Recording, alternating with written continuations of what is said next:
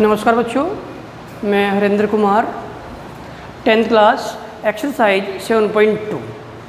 ठीक है, इससे पहले जो फर्स्ट वीडियो थी उसमें एक्सरसाइज 7.2 में क्वेश्चन नंबर 1 से लेकर क्वेश्चन नंबर 6 तक मैंने कंप्लीट करा दी है।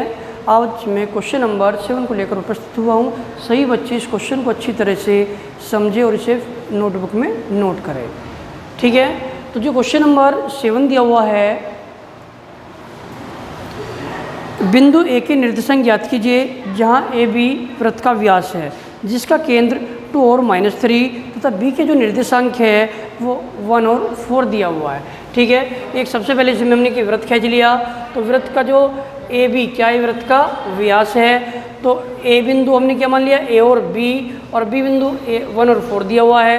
और ओ जो बिंदु है, जो वृत्त का केंद्र है वो 2 और -3।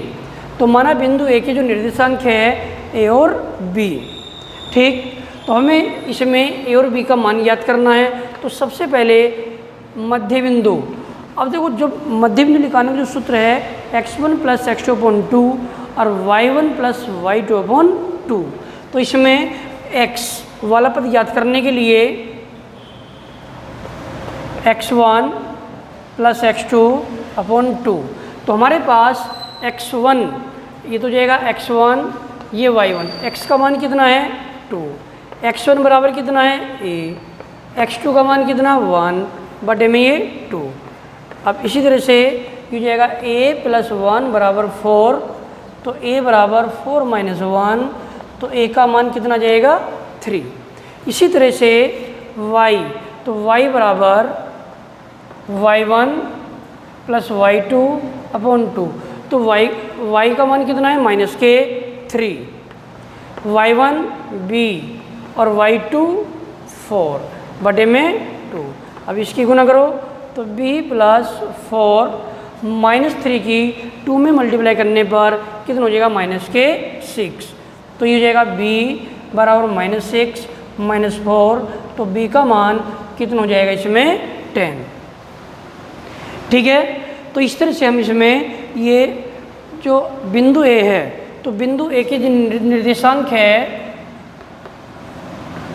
बिंदु ए हो जाएगा इसमें ए का मान कितना गया 3 और बी का मान कितना गया 10। तो ये हो जाएगा इसका निर्देशांक।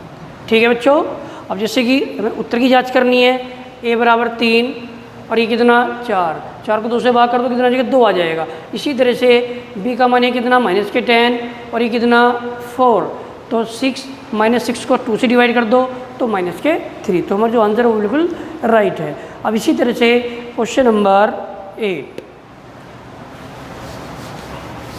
अब क्वेश्चन नंबर 8 है,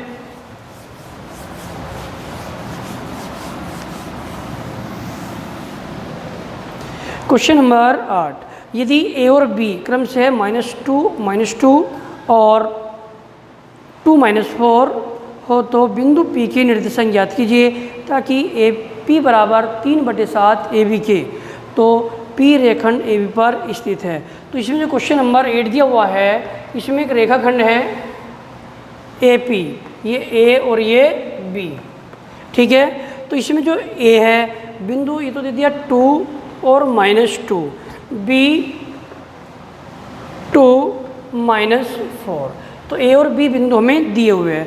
अब बिंदु P के निर्देशांक ज्ञात करने हैं, तो इसमें जो P बिंदु रेखाखंड ए बी पर स्थित है, और जैसे कि माना P बिंदु हमारा यहाँ है। ठीक है ना, तो इसमें दिया हुआ है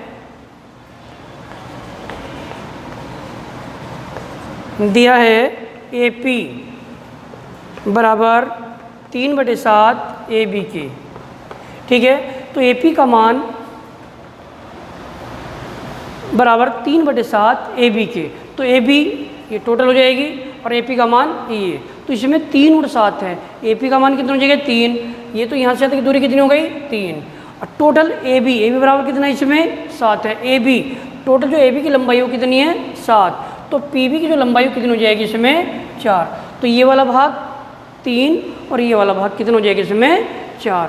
तो इसलिए ए पी अनुपात बीपी में 3 और 4 का अनुपात है। तो इसी तरह से अब इसी क्वेश्चन को जो हमारे पास जो अनुपात है वो हो जाएगा इसमें 3 और 4 का। तो इन दोनों रेखाओं में जो अनुपात हो गया वो कितना हो जाएगा 3 और 4। ठीक है, तो इससे तो मान लें कि इसमें x1 इसे y1 और ये हो जाएगा x2 ये y2 और ये हो जाएगा इसमें m1 और ये m2। तो इसमें जो बिंदु P है उसके निर्देशांक ज्ञात करने के लिए अंत्य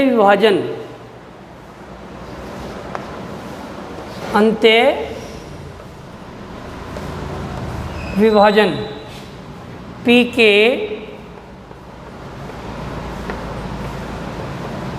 निर्देशांक, ठीक है, तो ये ज्ञात करना है। अब इसके निर्देशांक ज्ञात करने के लिए इसका सूत्र हो जाएगा m1 x2 m2 x1 और बटे में m1 प्लस m2।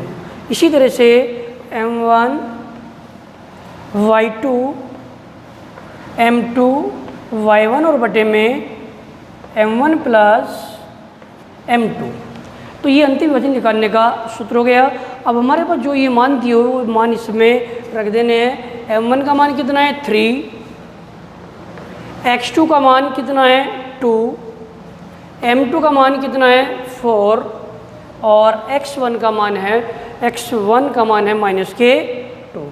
ठीक है बच्चों, अब इसी तरह से m1 और m2, m1 हो जाएगा इसमें 3 और m2 हो जाएगा 4। अब इसी तरह से जो m1 3 y2 का मान कितना -4 है प्लस m2 का मान कितना है 4 और y1 का मान इसमें -2 बटे में m1 3 और ये हो जाएगा 4। इस तरह से ये मान रख दिए। अब इसको कंप्लीट करना है। अब इसे हल करने के लिए इससे आगे कर सकते हैं। तो इसकी इसमें मल्टीप्लाई करने पर कितना हो जाएगा, ये 6 हो जाएगा। 4 की -2 में मल्टीप्लाई करने पर -8 और बटे में 2 + 4 कितना हो जाएगा, ये 7।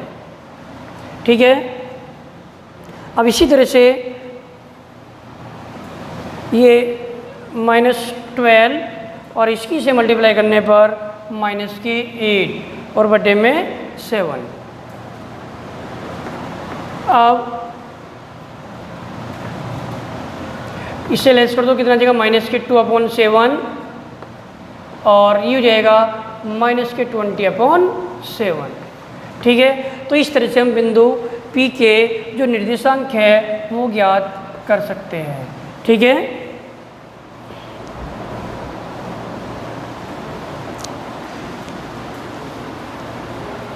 तो बिंदु जो P है -2/7 और -20/7। ठीक है बच्चों, अब इसी तरह से इसमें क्वेश्चन नंबर 9।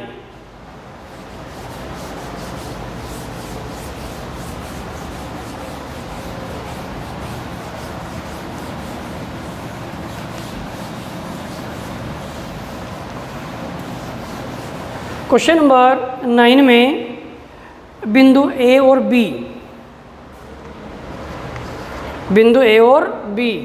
ये हो गया A और B। तो A का मान इसमें कितना है -2 और 2।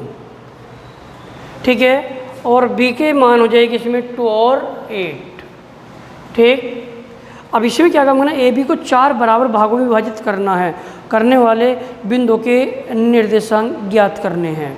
ठीक है ना, तो इसे 4 भागों में बांटना है, 1 2 3 और 4। ये बराबर दूरी, इसे क्या मान लेंगे, इसमें P1, इसे P2 और इसे P3। तो इसके 4 भाग AB के हमने 4 भाग कर दिए। तो हमें इसमें P1, P2 और P3 का मान ज्ञात करना है। तो सबसे पहले हमें क्या काम करना होगा, P1 A और B का मध्य बिंदु हो जाएगा। ठीक है ना, तो इसमें क्या काम कर देंगे, बिंदु P1 याद करने के लिए जो P1 है वो AB का मध्य बिंदु है। ठीक है ना, तो P1 के निर्देशांक ज्ञात करने हैं। तो इसे लिखाने के लिए इसमें क्या काम कर देंगे, यहाँ x1 प्लस x2 अपॉन 2 और y1 प्लस y2 अपॉन 2।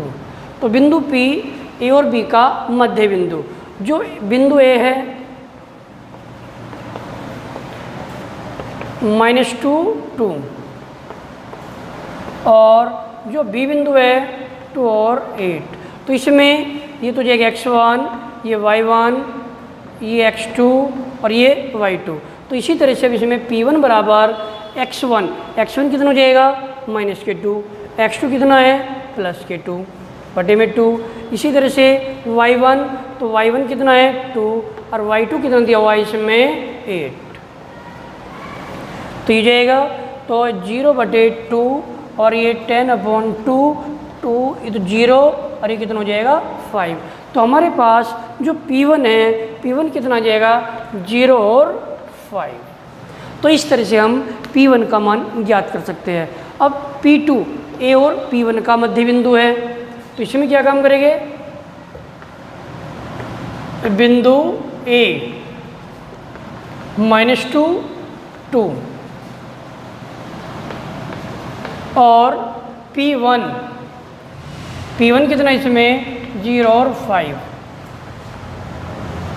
का मध्य बिंदु P2।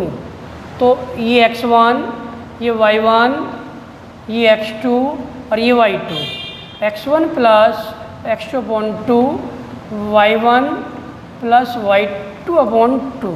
तो इसमें x1 कितना है -k2, ये 0/2, y1 कितना 2 प्लस 5/2, तो -2/2 और ये हो जाएगा 7/2। इसे डिवाइड करने पर 1। तो हमारे पास P2 का मान कितना जाएगा -1 और 7/2। तो इस तरह से हमने P1 और P2 का मान ज्ञात कर लिया। अब इसी तरह से हमें क्या काम करना होगा, इसमें P3 ज्ञात करने के लिए P1 और B का मध्य बिंदु ज्ञात करना होगा। तो अब इसमें P1 0.5 और B 2 और 8 का मध्य बिंदु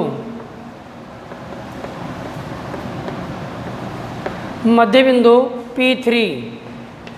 तो सूत्र भी लग जाएगा x1 plus x2/2, y1 plus y2/2। तो इसमें x1, y1, x2 और ये हो जाएगा y2। तो हमारे पास x1 कितना है 0, x2 कितना है 2, y1 कितना 5 और ये कितना 8/2। तो 2/2 और ये 13/2, तो 1 और ये हो जाएगा 13/2। तो इस तरह से 1, तो इसमें ए और जो बी रेखंड था उसमें P1, P2 और P3 के मान हम इस तरह से निकाल सकते हैं। ठीक है बच्चों। अब इसके बाद है क्वेश्चन नंबर 10।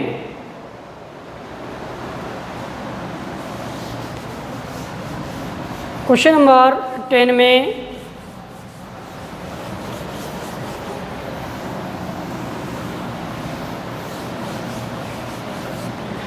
देखो क्वेश्चन नंबर 10 है, एक समचतुर्भुज का क्षेत्रफल ज्ञात कीजिए। समचतुर्भुज, तो सबसे पहले ये वह क्वेश्चन वेरी इंपॉर्टेंट क्वेश्चन है। समचतुर्भुज बना लो एक ये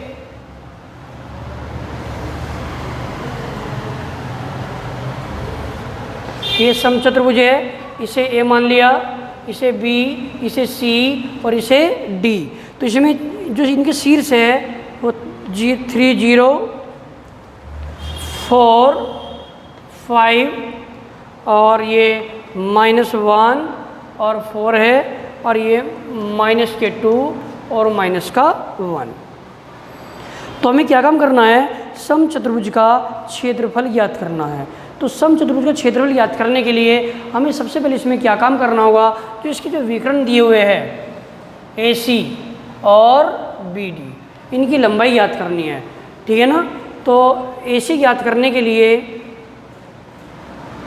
A और सी के बीच की दूरी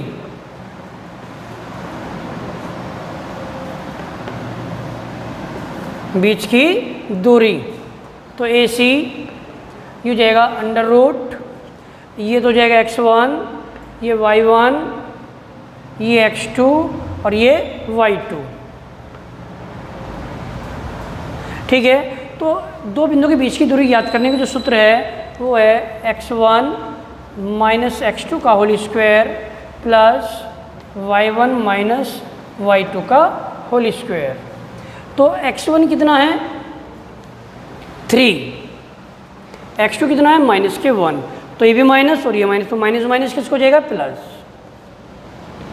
फिर इसके बाद है y1 कितना 0 और y2 कितना है 4। ठीक है बच्चों, अब 3 और 1 4 हो जाएगा और ये भी इसमें माइनस के 4। तो इसी तरह से अब अंडर रूट 4 का वर्ग 16 हो जाएगा और माइनस इसका भी 16 हो जाएगा, तो ये कितना हो जाएगा 32। तो 32 को लिख सकते हैं 16 दूनी 32, 16 कितने का वर्ग है 4 का। तो ये हो गई ए और सी के बीच की दूरी कितनी है 4√2 या 4√2। अब इसी तरह से इसमें बी और डी, तो बी बिंदु दे दिए इसमें 4 और 5 और डी -2 और -1 के बीच की दूरी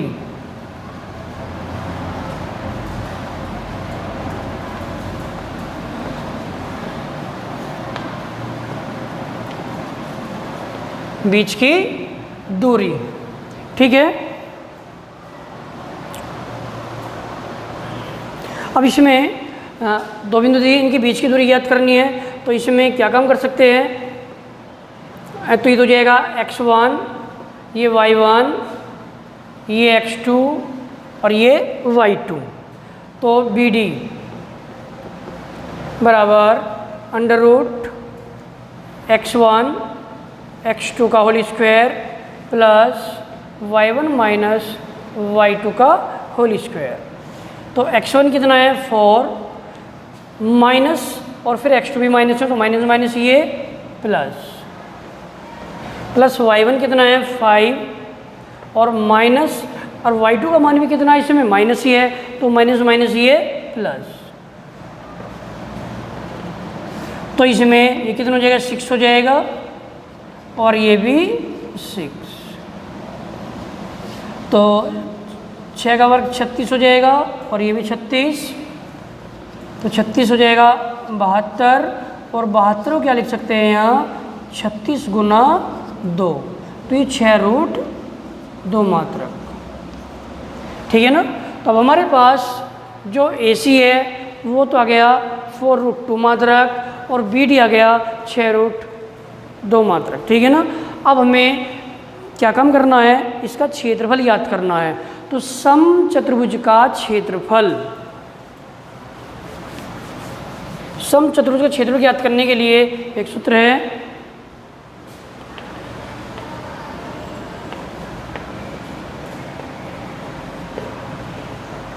समचतुर्भुज का क्षेत्रफल 1/2 विकर्णों का गुणनफल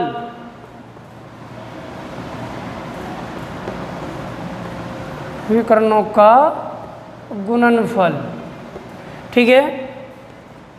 तो 1/2, तो विकर्ण क्या था इसमें AC और गुना BD।